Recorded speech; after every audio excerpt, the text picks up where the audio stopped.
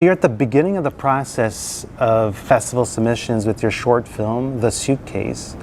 And what's kind of cool being here is that there's like a reunion of the In the Fade kids, because Fatih came, he's showing a restored... beautiful film. Yes. And Diane's also being honored, so it's kind of like yeah, it's kind of like a cool little thing that's happening here. Before we dig into the short, this is based on a true story, and of course we know that the Kurds have had a shitty, miserable existence in Iran, Iraq, Turkey. Your film, you situate us in the present day, you also situate us in the early 80s. What can you say about that moment for that people at that time, how it might be different from their exile or them being pushed out of different sections of the world, like I just mentioned? What can you give us in a historical context?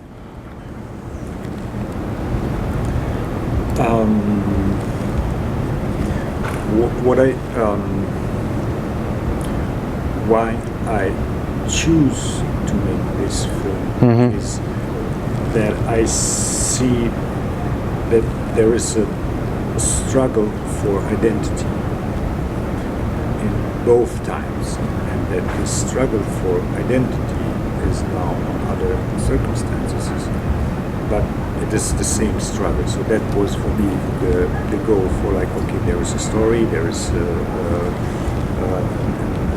point, what interests me, and what I would like to also discover.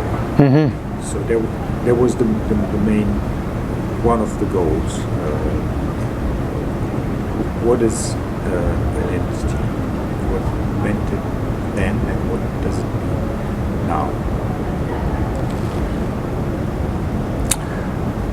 Normally we associate suitcases to the idea of vacation.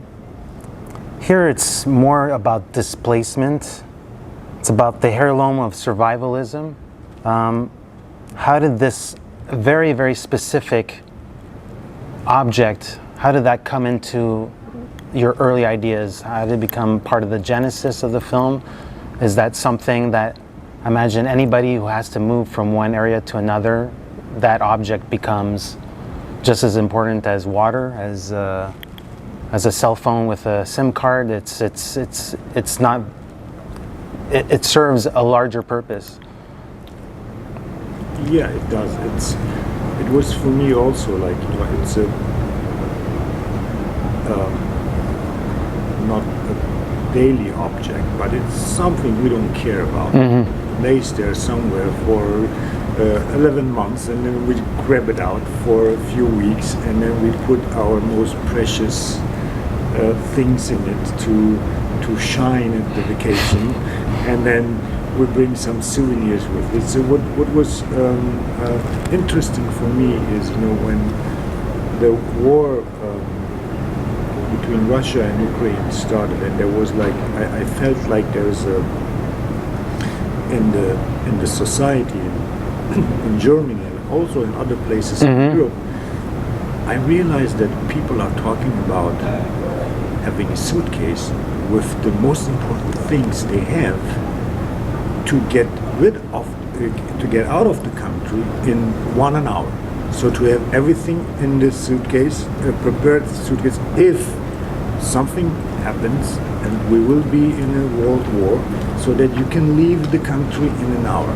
So everything needs to be prepared. So, and a lot of people, they had a suitcase in Europe. You know, so, and suddenly this suitcase had another meaning, because everything you have is there: your cash, your passport, your cards, your corona vaccinations. You know, like what you think was precious for you.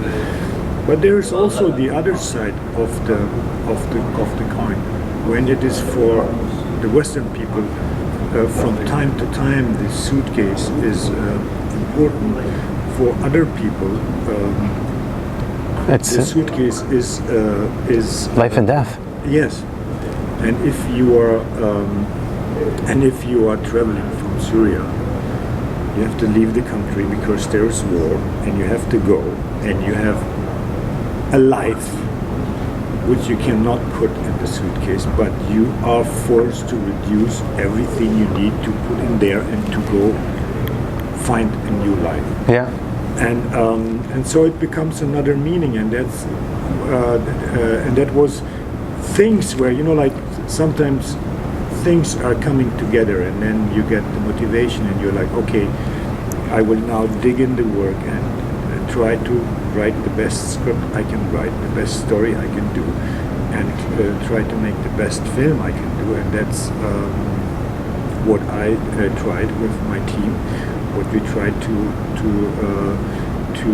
give justice to this story. Yeah, and it's very much informed by the present day realities, not only in what could happen in Turkey, but as you say, all these wars, all is just pushing all these people outside of their homes. Yes, it is really an insane, inhuman situation we are in, and it's very sad. And on the other side, I have to remind myself all the time, you're just a filmmaker. Mm-hmm. Everything what you want, can do, is to express this with your stories, and everything else is not in your. It's not your business. Mm-hmm. You try to find the stories, to reach out, to make people feel, to bring awareness of an issue. That's it. And then we had the conversation today in the morning that the story becomes the story of the audience, and Mm-hmm. it makes its own journey, and it becomes the story of them. It's no more your story. It is out. It's spend a moment in somebody else's shoes and feel what they feel. Yeah. The flashback here is employed here as a solid way to push the narrative and intrigue forward. How early at the onset of you writing this project did you consider that as your modus operatus? Like I think it adds so much thrust. It gives us time to see the weight, all the implications. We sort of like think back of what we just saw within a different prism. So yeah, I was curious about that choice. You playing in the timeline and giving more significance to what we see in the now, or in the past. Let me try to if I Unpack this. Sorry, I make weird questions sometimes. The question. Like, for example, there's a great scene where the grandmother, we see her do a very specific gesture in the car where she covers herself up. Now, normally, a gesture like that would be completely lost, but the sequence that we see after that, where we're visiting her in the past, informs us about that little, very small protective gesture that she's doing. I think that adds so much caliber, so much weight to the now and to the past. And I think it's a really fun, strategic way to approach your subject.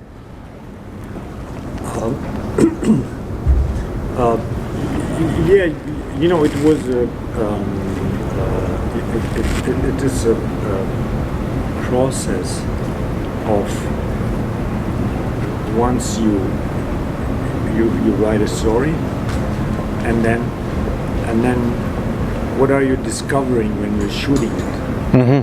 And suddenly when you're shooting it, you have new challenges, and you have to discover you're discovering new things because this is your job to discover. Mm-hmm. And so that's what we did, and then out of this discovery, things are coming up, and we're like, you know, that gives us a great opportunity to. So the big challenge was for me to understand, and also to how can I make it so smooth that the audience also understands when are you in the present, Yes. when are you going back, and will also the Western audience understand just from the changing of the, I mean, of course, she's younger, but actually not much changes. The clothes are almost the same. So,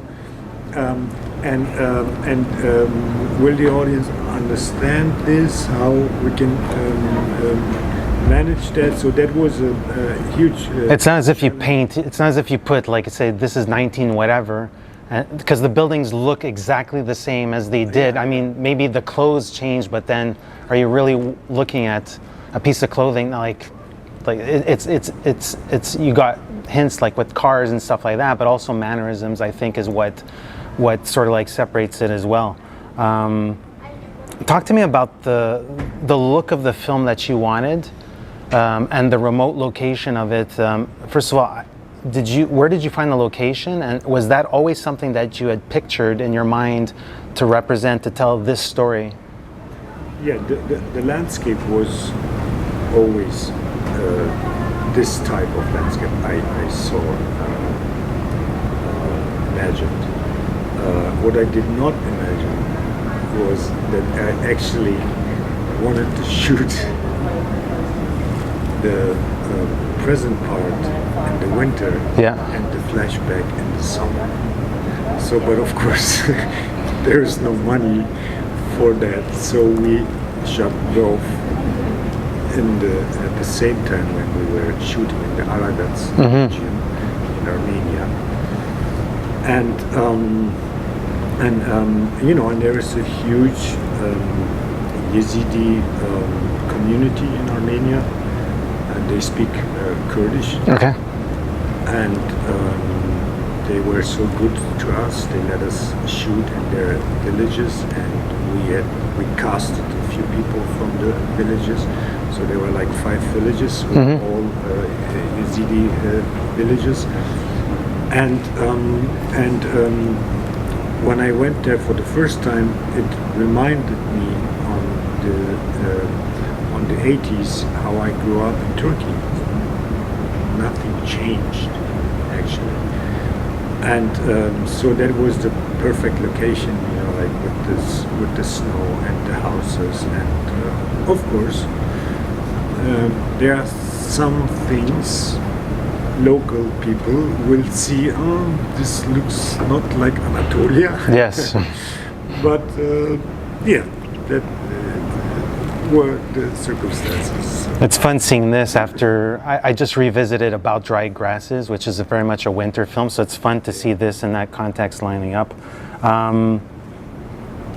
When I think about the contents of the suitcase, I'm thinking about not rebellion, but I'm thinking about the idea of hope. I'm thinking about the idea of education. I'm thinking about the future and how that can be represented. We don't necessarily see the contents of what's there. We see reactions. I also love there's a beautiful thing where your protagonist puts out clothes on a clothesline out of defiance, and I just I'm cherry picking these two items because I thought it was such strong visual language. So when you're writing the screenplay, how are you thinking about inserting such symbolic or allegorical content like that? How did that come to you? Did it come to you naturally? Well, it is based on true stories, so of course you have somehow to create the emotion in the film, but this is how this incredible strong mother with no power, not at all, that was her resistance. Yes, her protest. Her protest, and it's so powerful and so much courage. and I really I just hope that I could give justice to this courage she had, but most of it just comes really by itself, because we are a family of, again back to identity. When you grow up as a minority, you immigrate to a country where you are a minority, and that is the question of what's actually your identity, and how much of that you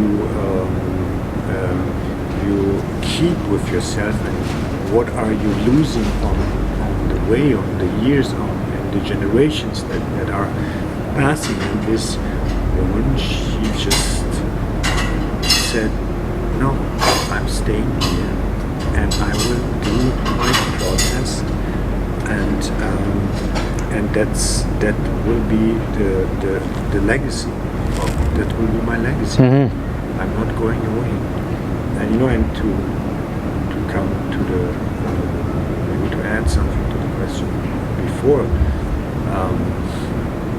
So what we were trying to find in the landscape,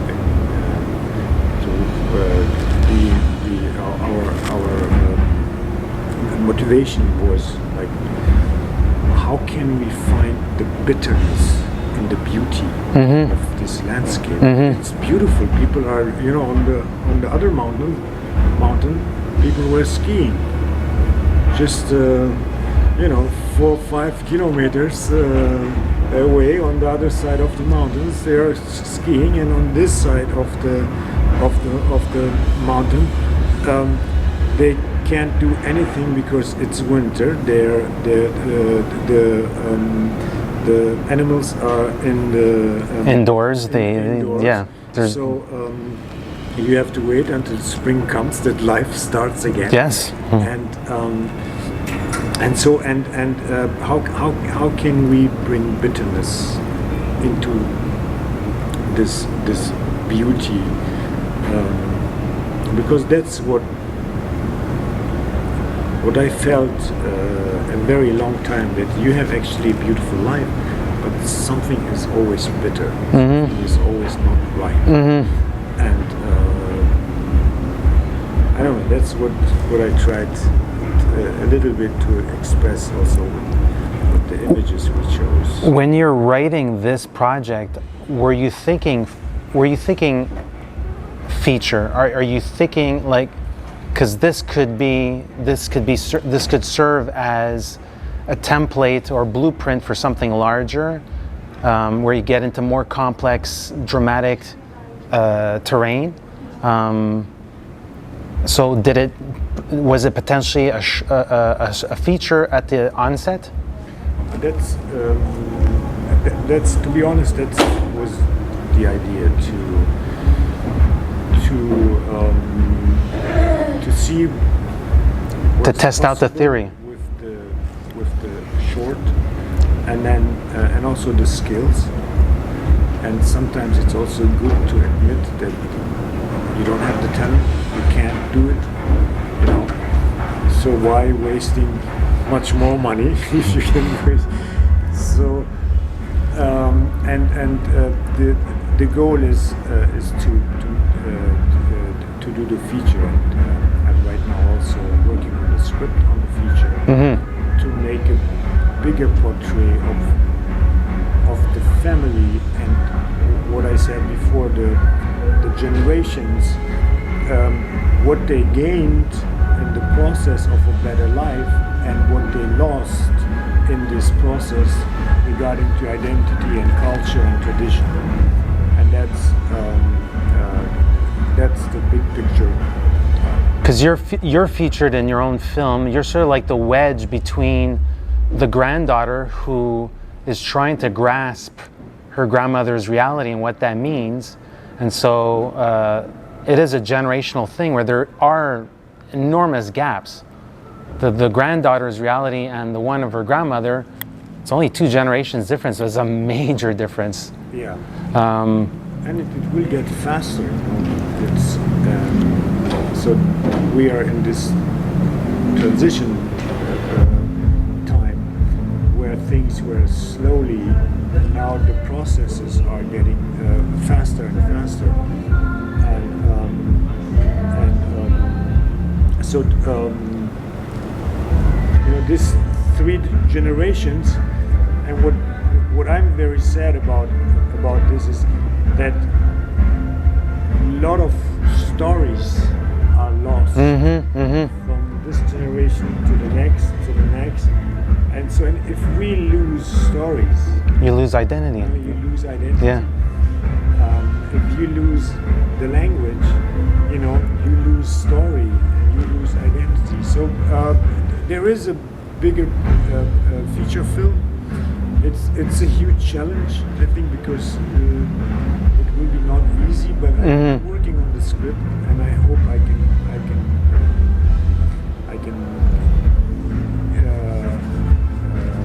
find the right partners. We hope that you find many backs to go on, and to huddle on. I quite like that insert.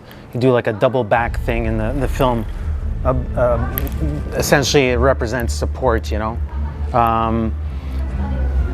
a seasoned actor. We know that you're in Terrence Malick's next film, which it'll come out when it comes out. Obviously, I can't ask you anything about that project, but what I can ask you is, what did you learn about being on a set with Terrence Malick?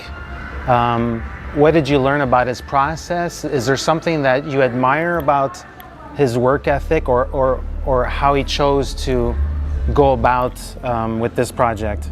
He inspired me to do the film. Congratulations! That's a great gift. This guy is rock and roll. I felt like really that there is a young mind. Determined to discover and who I don't know what the right word is, who gets not tired. I would like to there's tap into that. Unermüdlich. You know what I mean? I don't know what it means, but I sense in your expression. Someone who gets not tired of discovery. Tireless, tenacious, maybe. Yeah. And when I saw this behind the camera, I was like, what, I have excuses to not do? You are here and seeing all this. There are nobody, no excuses. Fascinating. Yeah. That's cool. Well, it was a pleasure meeting you in the context of the Red Sea International Film Festival. I'm going to wish you all the luck on the next year ahead, because as we know, a short film is a long journey, and you could push it to all continents, and it's a long, arduous process. So I wish you the best of luck with that. I wish you the best of luck with the future acting parts. I think I was going to say in the Fade. It's Into the Fade, right? In the Fade was a major deal for you. Yeah. Right. It was a career. It changed a lot of things for you. So I love working with Fatih. He's an amazing director. Imagine you guys are neighbors or something. You guys probably go for tea. You're not. Okay. He's from another part of Germany than me. Okay. But yeah, so best of luck with the writing process, best of luck with the short film, and best of luck with your next projects. And hey, this is Eric from IONCINEMA.com. If you want to support us, subscribe below. For more reviews, interviews, film festival coverage from Sundance, Cannes, Toronto, you want to check out these guys on this side.